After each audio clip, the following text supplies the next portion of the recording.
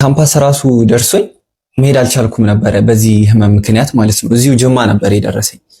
አዲስ አበባ ሆኜ ስደውልልህ በጣም ከፍተኛ የሆነ ስቃይ ውስጥ ሆኜ ነበር እና እዚህ መጥቼ እስካየው ድረስ ማመን አልቻልኩም ነበር። ማለት የ15 ደቂቃ ኦፕሬሽን ያን የሚያክል ህመም ይገላግላል ብዬ አላስብ ነበር። ህመሙ በጣም ከባድ ነው፣ ህክምናው ቀላል ነው። በጣም የተለያየ ነው። ካምፓስ ራሱ ደርሶኝ መሄድ አልቻልኩም ነበር በዚህ ህመም ምክንያት ማለት ነው። እዚሁ ጅማ ነበር የደረሰኝ እና መሄድ አልቻልኩም። በጣም ከፍተኛ ስቃይ ነው ያለው። ከ2 ሳምንት በላይ ምግብ አልበላውም። ሽንት ቤት መግባት በቃ የሚያስፈራ ነገር ማለት እሱ ነው ለኔ በዛ ሰዓት ላይ ማለት ሽንት ቤት መግባት ነው በጣም የሚያስፈራው።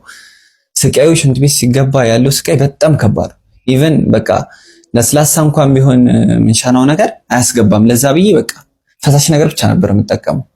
በጣም ከባድ ነው ከሚባለው በላይ ማለት ነው። እቺ ነገር ኪንታሮት ጋር ብዙ ሰዎች ያመሳስሉታል። ያንተ ማውናት ያልትን እየተታለችና እንደ ኪንታሮት ነው ስታስብ የነበረው? አዎ እኔ አሁን ማስተላለፍ እንደውም በዚህ አጋጣሚ የምፈልገው መልእክት ብዙ ሰው ይህንን ህመም በዘመናዊም በባህላዊም ማለት ነው ኪንታሮት ተብሎ ነው የሚታከመው። ዘመናዊ ሆስፒታል ብትሄዱም እቺ ብጠቷን ያዩዋትና ኪንታሮት ነው እንደውም ሌቭል 1 ሌቭል 4 እና እዛ ሌቭል 4 ሄሞሮይድ ነው ብለውኝ መድኃኒት ክሬም ሰጥቶኝ ነበር ፖሊክ የምትባለው እሷ ምንም ለውጥ የላትም፣ ምንም አታመጣም እና በኪንታሮት ነው የምትታሰበው። ህመማችሁ ምንድነው የሚለውን የዶክተር ቪዲዮ ላይ ገብታችሁ ኪንታሮት ይሁን ወይስ መሰንጠቅ የሚለውን ለዩት። መጀመሪያ እኔ ቪዲዮ አይቼ ነው የለዩት። ከዛ በኋላ ዶክተርን ደውላችሁ አናግሩት። ህክምናው አለ በቃ እንደሚታሰበው አይደለም። ቀላል ነች፣ 15 ደቂቃ ኦፕሬሽን ነች፣ ግን የምትገላገሉት እስከ መጨረሻው። አሁን ይኸው ምንም አይነት ህመም የለኝም።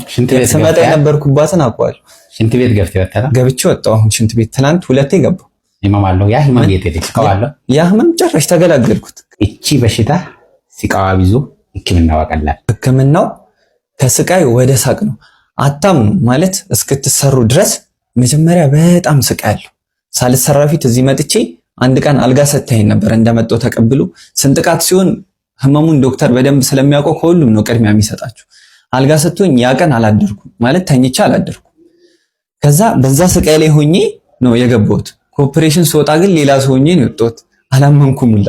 ከዛ በኋላ በደቂቃ ውስጥ ይመለሳል ያ ህመም ብዬ በቃ እየተጠራጠርኩ እየጠበቅኩት ነበር ማለት ነው።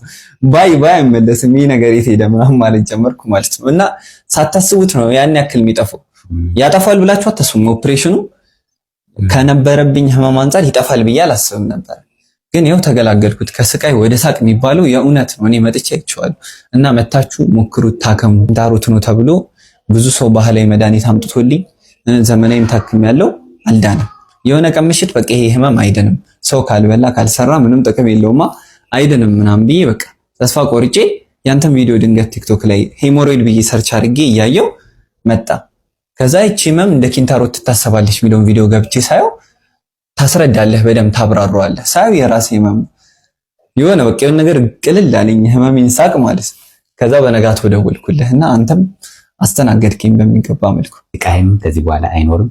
በእርግጥ ዩኒቨርሲቲም ገብተህ ትምህርትን ትቀጥላለህ። ስቃይ ወደ ሳቅ እስከ መጨረሻ ድረስ ነው። እሺ ዶክተር፣ በጣም